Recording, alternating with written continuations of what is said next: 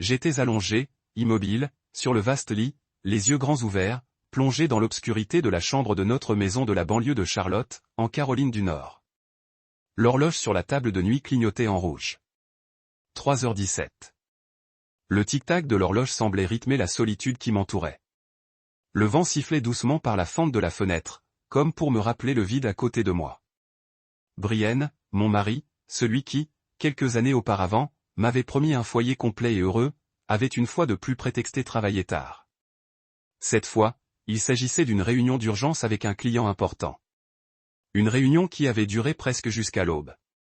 Une explication familière que j'avais entendue tant de fois que je pouvais réciter chaque ton qu'il utilisait pour masquer la vérité. Je me disais que j'étais probablement trop susceptible. 6 ans de mariage et 3 fausses couches avaient rendu mon esprit plus fragile qu'avant. La pression exercée par moi-même, par la famille de Brian, par le regard scrutateur de ma belle-mère à chaque fête. Quand aurons-nous de bonnes nouvelles, Violette ? Je m'étais habitué à ce sentiment d'espoir et de peur chaque mois en attendant les résultats des tests de grossesse. Une partie de moi gardait encore une certaine foi en Brian, en sa promesse d'essayer d'assurer notre avenir. Mais ce soir-là, le doute frappait plus fort que jamais.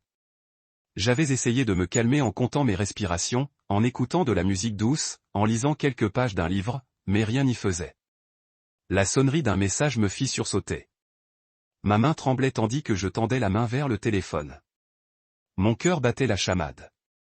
Je n'avais pas voulu regarder, mais un instinct me poussa à parcourir l'écran du doigt. Le message apparut. Ta peau contre la mienne me manque déjà. Vivement demain pour lui dire. Je me figeai. Mes yeux refusaient de croire les mots sur l'écran. Une vague de froid me parcourut l'échine, laissant mon corps entier raide comme la pierre. L'expéditeur était Megan, la responsable des relations publiques qui avait discuté avec moi à la fête de Noël de l'entreprise, qui avait passé un bras autour de mon épaule pour une photo, qui m'avait interrogé sur mes projets d'enfant comme si elle était une sœur attentionnée. J'avais l'impression que quelqu'un avait aspiré tout l'air de la pièce. Je me suis redressé, la faible lueur du lampadaire projetant des ombres tachetées sur le mur à travers les rideaux. Notre photo de mariage sur la table de nuit me semblait soudain étrangère.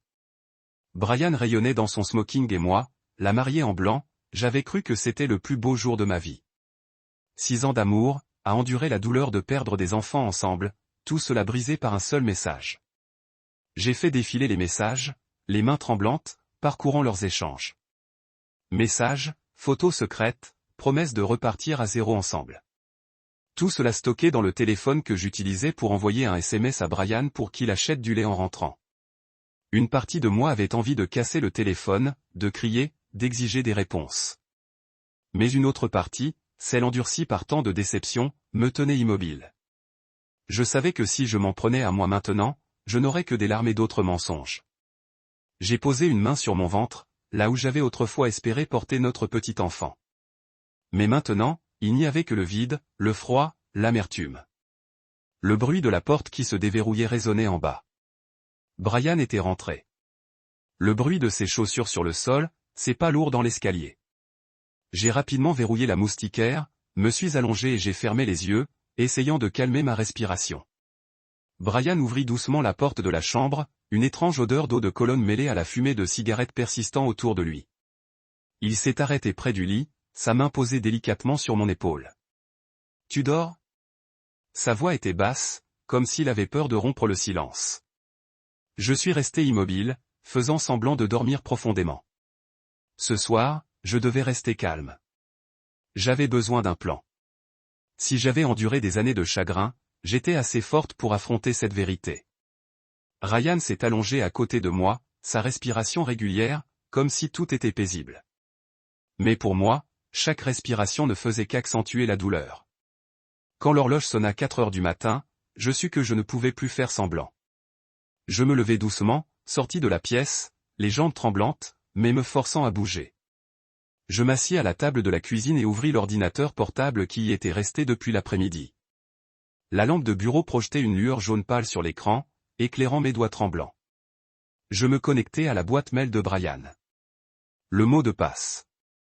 L'anniversaire de sa mère. Quelque chose que j'avais trouvé doux autrefois, maintenant seulement amer. Je commençai à suivre chaque indice. Les mets apparurent.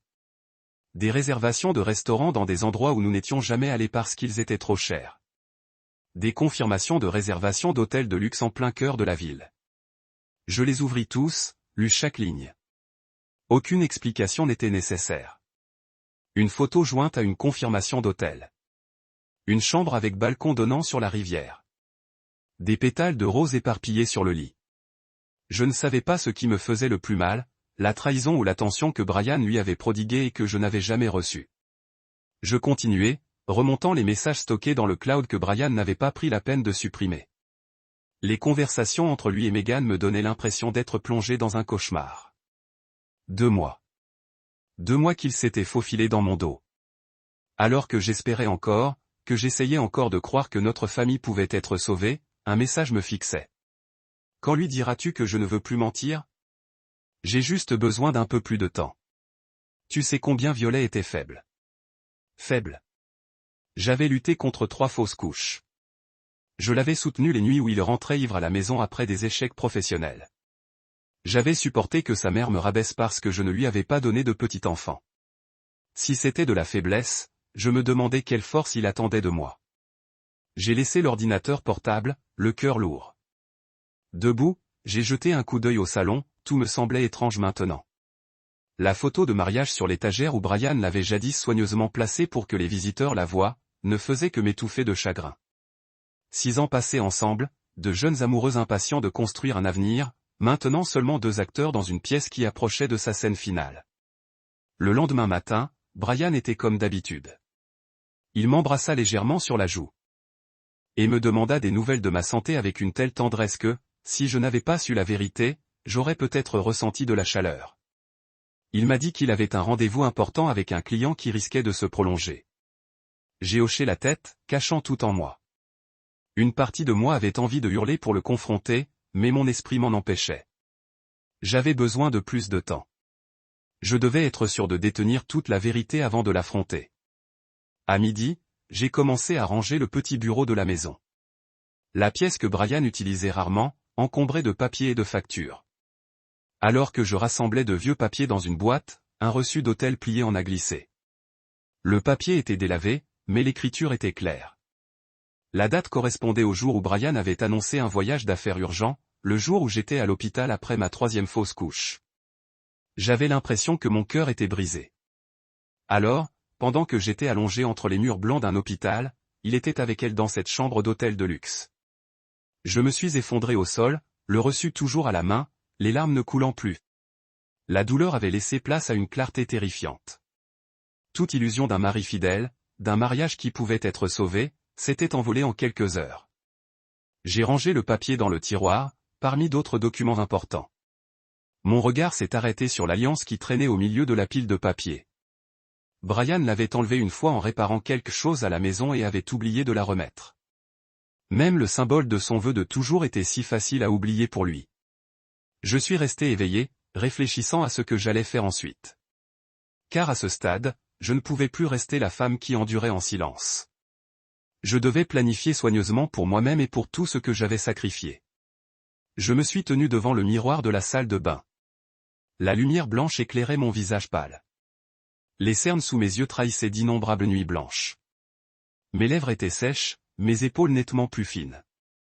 Mais je ne me suis pas attardé sur ces signes d'épuisement. Mon regard s'est posé sur la main que j'avais posée délicatement sur mon ventre. 6 semaines. Exactement 6 semaines depuis la nuit qui a changé ma vie à jamais. Cette nuit-là, une pluie battante est tombée.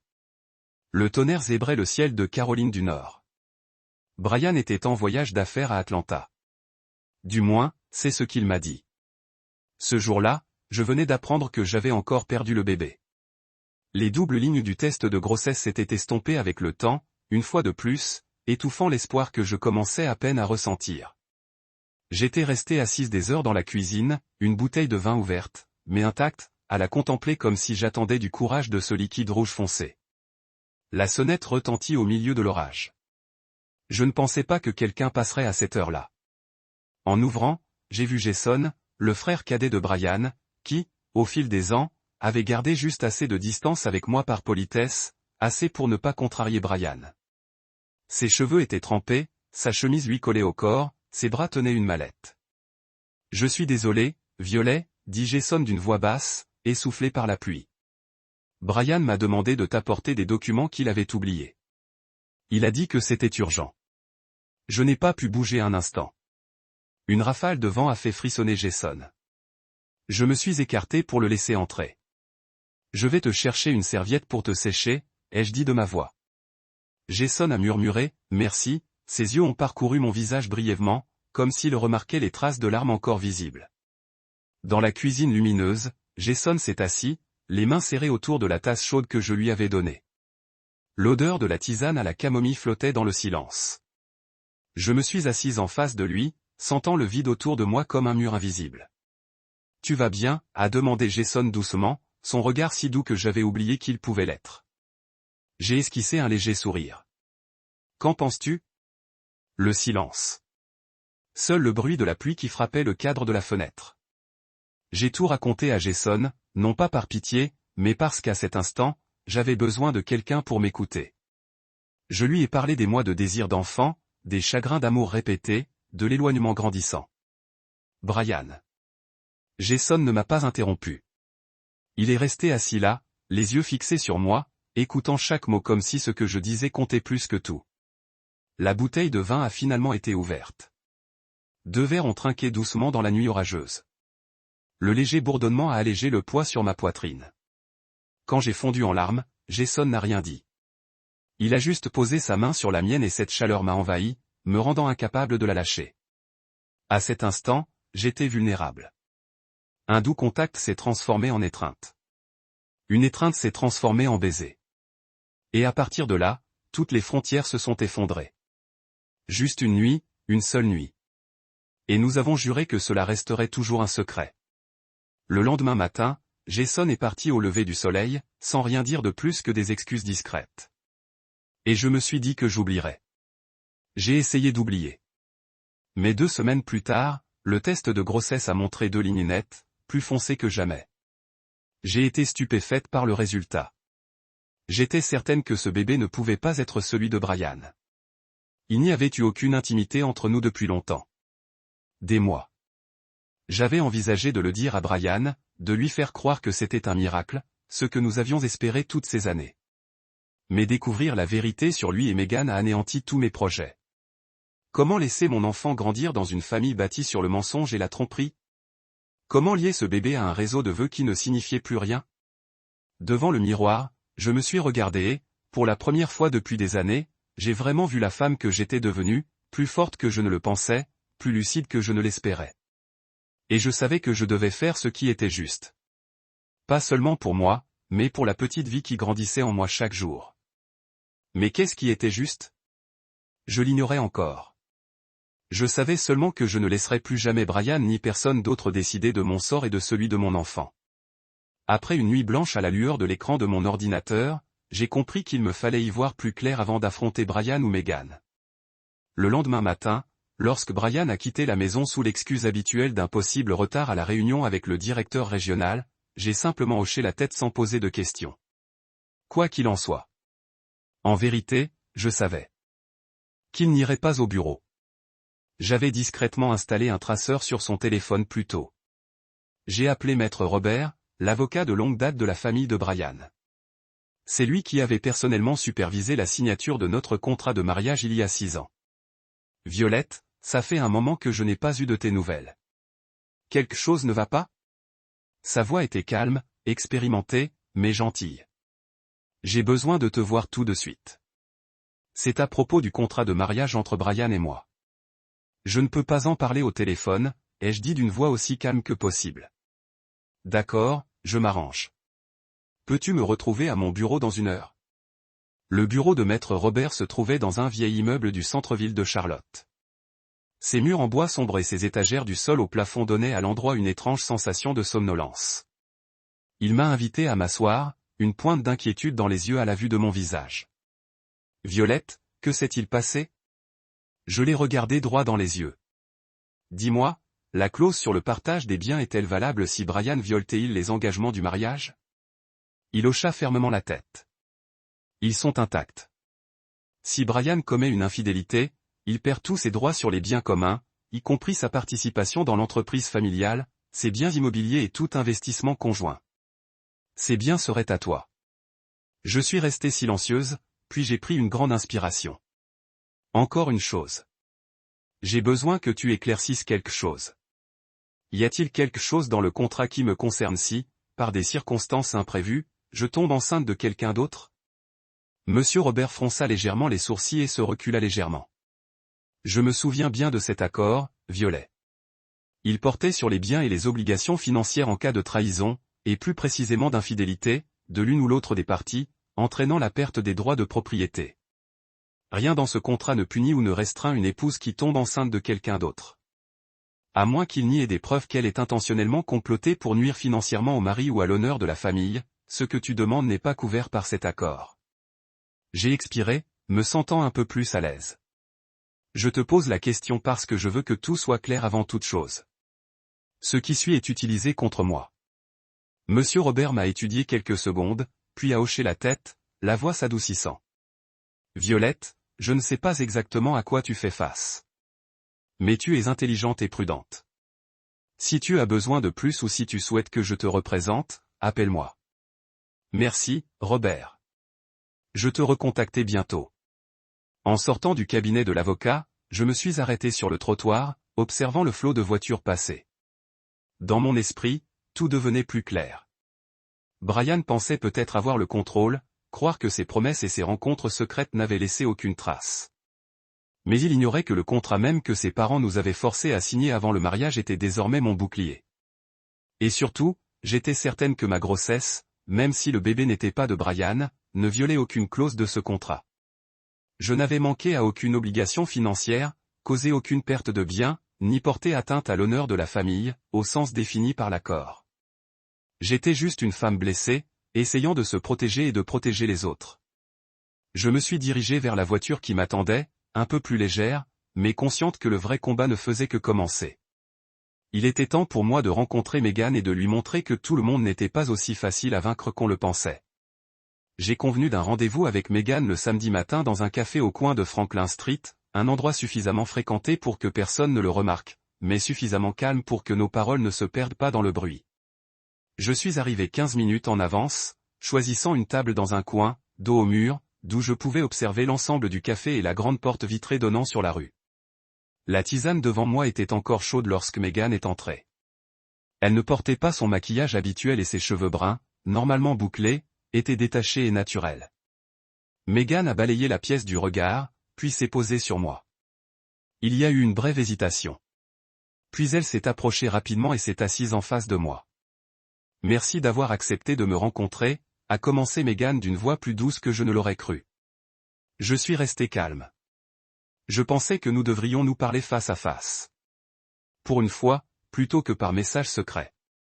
Megan baissa la tête, les mains jointes, les doigts légèrement tordus. Je ne voulais pas que les choses se passent ainsi, mais je ne peux plus reculer. J'aime Brian, et il m'aime aussi. Il m'a dit que votre mariage était mort depuis longtemps. J'ai pris une grande inspiration, les yeux fixés sur les siens. Et que veux-tu de moi, Megan? J'espère juste que tu comprends. Je ne suis pas une voleuse. Je veux que Brian soit heureux, et je te crois. Tu mérites aussi quelqu'un qui t'aime vraiment. Elle leva les yeux brillants. Je souris faiblement. Alors, tu espères que je m'écarte pour que vous puissiez être ensemble plus facilement? Elle hésita, puis hocha légèrement la tête. Je posai la main sur mon sac, en sortis une fine chemise et la posai sur la table entre nous. Megan, es-tu au courant du contrat de mariage que Brian et moi avons signé? Ses yeux brillèrent de confusion. Je ne suis pas vraiment sûr. Brian n'en a jamais parlé. Alors laisse-moi. Sois clair, commençai-je d'une voix ferme, comme si chaque mot était gravé sur la table en bois. Ce contrat contient une clause dont Brian ne s'est jamais soucié, pensant qu'elle n'entrerait jamais en jeu. Malheureusement pour lui, ce moment est venu. La clause stipule, si Brian commet l'adultère, il perd tous ses droits sur nos biens communs. Sa participation dans l'entreprise familiale, nos biens communs, nos comptes d'investissement, tout devient mien. Le visage de Megan pâlit. Bion ne peut pas. Lui, si. Et il l'a signé. Je l'interrompis, le regard fixé sur son visage qui changeait. Sais-tu pourquoi les parents de Brian ont insisté sur cette clause? Parce que l'honneur de la famille compte plus que tout pour eux. Et si cela est révélé, je pense que tu es assez intelligente pour comprendre que les conséquences ne s'arrêteront pas au seul bien. Elle se tut, le regard perdu dans le vague. Je voyais ses lèvres trembler, même si elle essayait de garder son sang-froid. Megan, tu dis que tu aimes Brian? Si c'est vrai, c'est ta seule chance de le prouver. Va-t'en.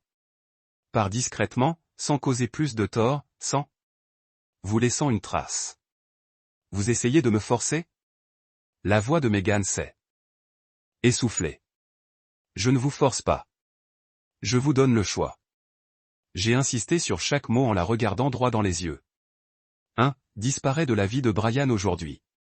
Bureau de transfert. Coupe tout contact. 2. J'apporte toutes les preuves au tribunal. Et crois-moi, Megan, j'ai déjà rassemblé tout ce dont j'ai besoin. Elle a baissé la tête, les mains serrées jusqu'à ce que ses jointures blanchissent. Je suis transféré. Je m'en vais. C'est la bonne décision. Tandis que je me levais, Megan a appelé doucement. Violet, je suis désolé. Je me suis arrêté, mon regard s'adoucissant brièvement. Garde ses excuses pour Brian, car au final, c'est lui qui me doit vraiment des réponses. Je suis sorti du café, le froid matinal me frappant le visage, me laissant étrangement lucide. Il n'y avait aucun sentiment de triomphe en moi, seulement une détermination ferme et tranquille. La première bataille était gagnée, mais je savais que la guerre à venir serait longue, et maintenant j'étais prête à affronter la situation. Brian rentra un soir de semaine, sous une pluie fine, typique du début de l'automne, à Charlotte. Les phares de la voiture éclairèrent la vitre un instant. Puis le salon replongea dans une douce pénombre. Je m'assis sur le canapé, un magazine à la main, même si je ne parvenais pas à me concentrer sur un seul mot, sachant que ce soir serait différent. Il entra, son manteau taché de pluie. Brian avait l'air fatigué, mais ses yeux exprimaient une émotion que je n'avais pas vue depuis si longtemps. Ni de la culpabilité, ni de la dissimulation, mais de la nervosité. Violette, commença-t-il, assis à côté de moi, d'une voix plus douce que d'habitude. J'ai quelque chose à te dire. Je posai doucement le magazine sur la table. Je t'écoute. Brian prit une grande inspiration, puis parla rapidement, comme s'il craignait de perdre courage. On vient de me proposer un nouveau poste, directeur régional à Londres, travaillant directement avec l'équipe de stratégie mondiale. C'est une opportunité dont je n'avais même pas rêvé. Je ne le quittais pas des yeux. Alors pourquoi as-tu l'air si anxieux en me le disant? Parce que c'est arrivé. Dans un moment compliqué, admit Brian en détournant le regard. Je sais qu'il y a eu tellement de tensions entre nous. Mais je pensais que si nous partions d'ici, que nous recommencions quelque part, peut-être que les choses s'amélioreraient. Je veux me racheter, Violet. Vraiment. J'écoutais chaque mot, ne ressentant qu'une amertume grandissante en moi. Fais-moi pardon. Après tout ce qu'il avait fait, après toutes ces nuits de solitude que j'avais endurées. Après chaque regard de pitié ou de reproche que je recevais de sa mère, de sa famille. Je ne savais pas si je devais rire ou pleurer. Combien de temps as-tu pour leur répondre, demandai-je d'une voix toujours calme. D'ici la fin de la semaine, ils veulent qu'on déménage dans les 3 semaines. 3 semaines? Tellement vite que c'en était étouffant. Brienne me prit la main. Je sais que c'est soudain, mais crois-moi.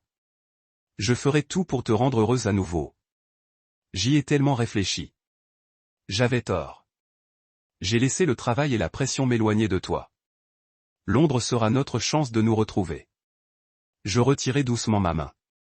J'ai besoin de temps pour réfléchir, acquiesça-t-il doucement, les yeux brillants d'espoir. Je comprends, mais pense à notre avenir, Violet. Je te promets plus de secrets, plus d'erreurs. Quand Brian monta faire ses valises pour son court voyage d'affaires à New York le lendemain, je restais en bas. La pièce ne résonnait que du tic-tac de l'horloge et du léger clapotis de la pluie sur le toit de la véranda. Je savais que j'accepterais, mais pas parce que je croyais à ses promesses. Pas parce que j'espérais un mariage encore sauve. J'acceptais parce que Londres me donnerait la chance d'obtenir la signature de Brian sur chaque document dont j'avais besoin. Un nouveau pays, un nouvel environnement où il n'aurait plus son réseau familier pour se cacher ou s'échapper. Et surtout, mon enfant aurait un avenir sûr, légitime et sécurisé. 2 jours plus tard, quand Brian revint de New York, je l'accueillis avec un doux sourire. J'avais bien réfléchi. Si c'est vraiment ce que tu veux, je t'accompagne. Brian me serra fort la main, les yeux brillants de soulagement. Merci, Violet. Je ne te décevrai plus. Je te le promets. Promis? Combien de fois l'avait-il promis? Mais cette fois, je n'étais pas la femme assise à attendre, espérant que ces mots signifient quelque chose. Cette fois, c'était moi qui contrôlais. Et Brian, il ignorait que chaque signature qu'il donnerait dans les semaines à venir serait exactement ce dont j'avais besoin pour construire le bouclier pour moi et mon enfant. La veille de la signature du contrat avec la nouvelle entreprise, Brian était assis avec moi dans le salon. La douce lumière jaune réchauffait les traits que j'avais autrefois tant aimés. Il me prit la main, la pressant contre sa joue. Je sais que je t'ai fait beaucoup de mal, mais s'il te plaît, donne-moi une chance. Laisse-moi me racheter. Peux-tu le faire? Je le regardais, mon sourire toujours doux. J'espère que tu le pourras, Brian. Pour moi et pour le bébé. Il ne réalisait pas à quel point j'avais donné une signification particulière au bébé. Brian me regarda simplement, les yeux brillants d'espoir, ignorant que tout avait déjà changé. Le vol pour Londres dura près de 9 heures, et pendant tout ce temps, Brian me tenait la main comme s'il ne voulait plus jamais la lâcher. Ses yeux brillaient de la croyance naïve que je lui avais pardonné, que je partais avec lui parce que je l'aimais encore, que j'espérais encore. Je lui souris simplement doucement pour le rassurer. Mais en vérité, je n'avais qu'un seul objectif en tête, assurer l'avenir de mon enfant et m'assurer que Brian ne puisse plus rien détruire. Avant de quitter Charlotte, j'ai retrouvé Jason. Nous nous sommes assis dans un petit café au bord de la rivière, où personne ne savait qui nous étions. Personne ne se souciait de notre conversation. Je ne peux pas laisser Brian se douter de quoi que ce soit, Jason, dis-je fermement. Il nous faut du temps. J'ai besoin que tu gardes le silence. Après la naissance du bébé, une fois tous les documents financiers et juridiques en place, je dirai la vérité à Brian. Jason m'a regardé un long moment, les yeux emplis d'inquiétude et de tristesse. Violet, je ferai tout ce que tu voudras. Mais es-tu sûr de pouvoir endurer ça aussi longtemps? Je ne supporte pas, ai-je répondu. Je me prépare. Chaque jour, je suis aux côtés de Brian. Chaque signature qu'il appose sur les documents que je demande est un pas de plus vers la liberté. Jason m'a serré la main pour me rassurer. Pour toi et pour le bébé. Londres nous a accueillis par une matinée fraîche et brumeuse. Brian avait loué une maison de ville à Kensington. Chère, luxueuse, et parfaite pour l'image de famille heureuse qu'il cherchait à créer. Il est devenu le mari modèle de manière spectaculaire, m'emmenant en promenade tous les matins, décorant lui-même la chambre d'enfant, s'enquérant de ma santé avec la plus grande attention chaque jour. Aux yeux de tous, nous ressemblions au couple parfait se préparant à accueillir un enfant, plein d'amour et de renouveau. Ce que Brian ignorait, c'est que j'avais discrètement demandé à un avocat de m'aider à établir les documents de copropriété pour les biens, les comptes bancaires et les propriétés qu'il avait achetées en Angleterre. Brian n'a pas hésité à signer. Je veux juste que tu vois que je change, m'a dit Brian un jour en signant le document transférant une partie d'un compte d'investissement. Je veux que tu me fasses à nouveau confiance. Je le sais et j'en suis reconnaissant. Mais la confiance était morte depuis longtemps. La vie à Londres se déroulait presque parfaitement en surface. J'ai suivi des cours de yoga prénatal, me suis promené dans Hyde Park, me suis adapté au rythme de vie ici. Brian était occupé par son nouveau travail, avec des dîners clients, des réunions tardives, et puis tout a commencé à se répéter, comme je l'avais prédit. Un soir, alors que Brian annonçait qu'il devait travailler tard, je me suis assise seule dans le salon à regarder les lampadaires se brouiller sous la pluie. Mon téléphone indiquait qu'il n'était pas au bureau, mais dans un hôtel de luxe du centre-ville. Mon cœur n'était plus aussi serré que la première fois. Il y avait juste une sensation de froid, comme si une partie de moi connaissait déjà trop bien ce scénario. Une semaine plus tard, alors que Brian était en voyage d'affaires à Manchester, j'ai trouvé un petit coffret cadeau laissé sur son bureau, non encore caché. Un flacon de parfum pour femme avec une carte manuscrite pour notre première nuit ensemble, signée par Claire, la nouvelle collègue du bureau londonien qu'il avait fièrement présentée lors d'une fête d'entreprise. J'ai fermé les yeux, le cœur aussi calme qu'un lac paisible. J'ai scanné la carte, photographié le coffret cadeau et les ai rangés avec tous les documents que j'avais discrètement rassemblés au cours des derniers mois. Courriel, faux agenda de réunion, relevé de carte de crédit. Chaque élément dont j'avais besoin pour que, le moment venu, la vérité soit complète. Le soir où Brian est rentré de Manchester, il portait encore son masque de portage. Je t'ai apporté du chocolat de l'aéroport. Je sais que tu as envie de sucreries. Je l'ai accepté en souriant. Merci. J'ai préparé des papiers pour le compte du bébé, les actifs. Pourrais-tu les consulter pour moi? Bien sûr, a-t-il dit sans méfiance. Et avec une autre signature, j'ai fait un pas de plus vers la liberté. Durant les derniers mois de ma grossesse à Londres, j'avais presque tout préparé pour mon projet.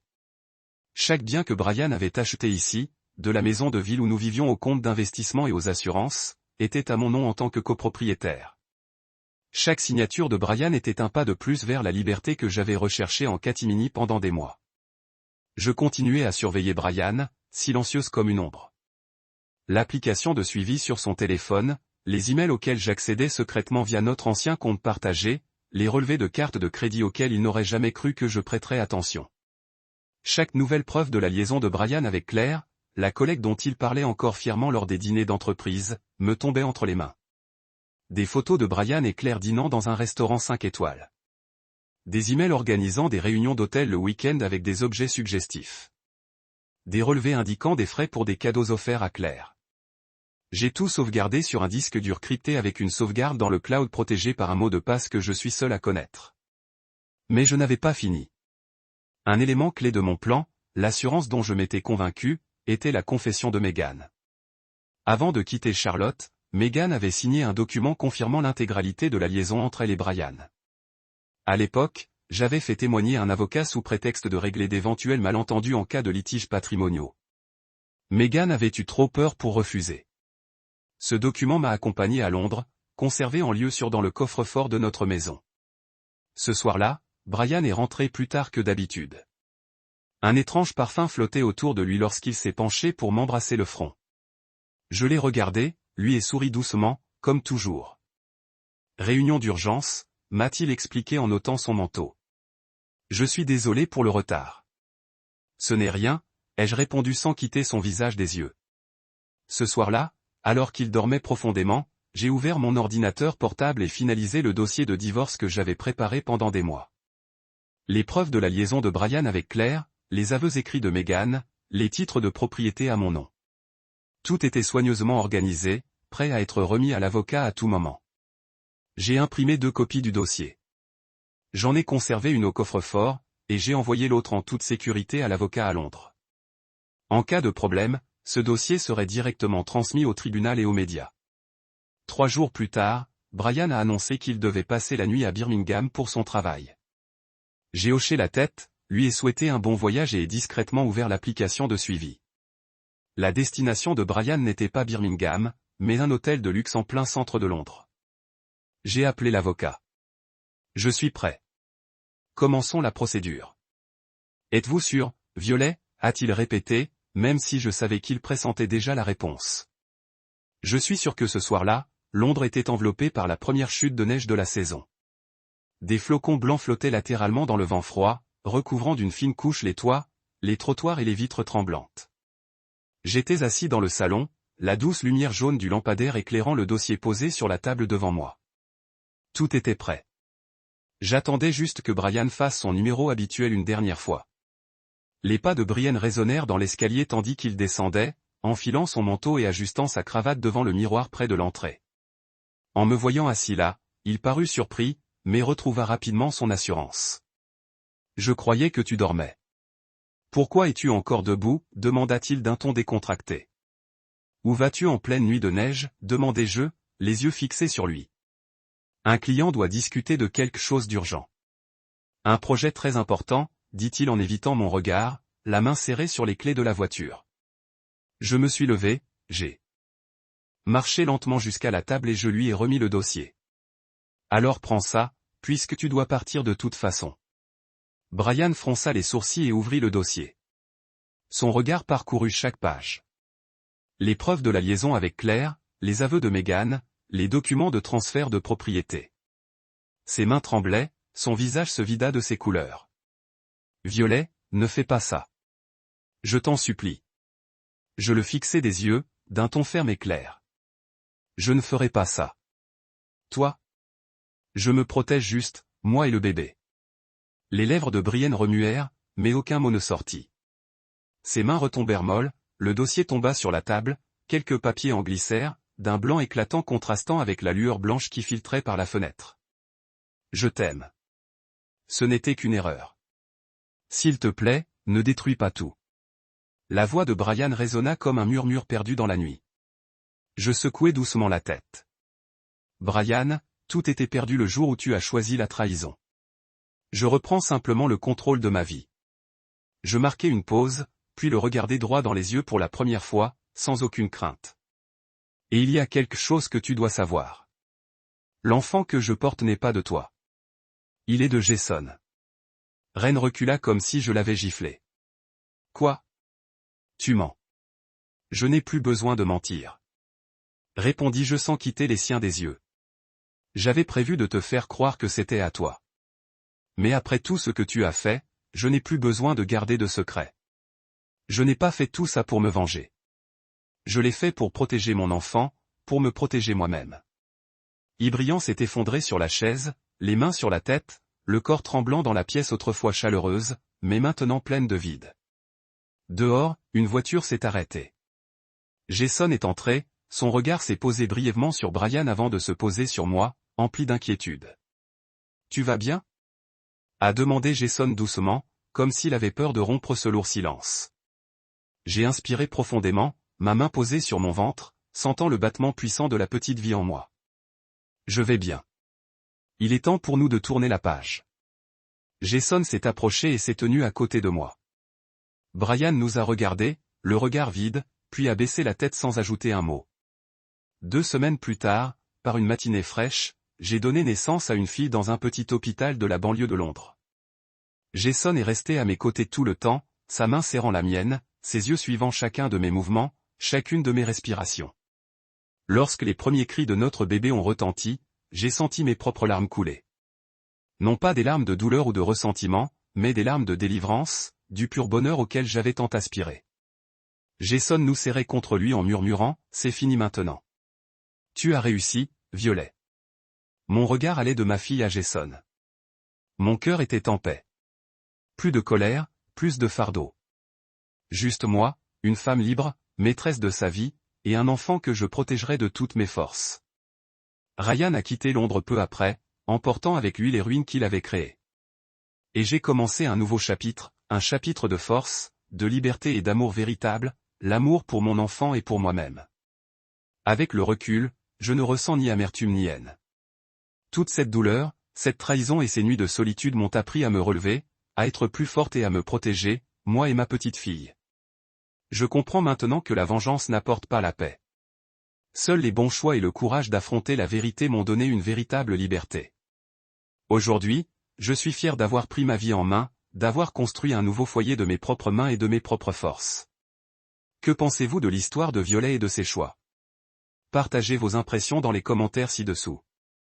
Et n'oubliez pas de suivre la chaîne pour découvrir d'autres histoires de familles pleines de sens, d'émotions et de réalité.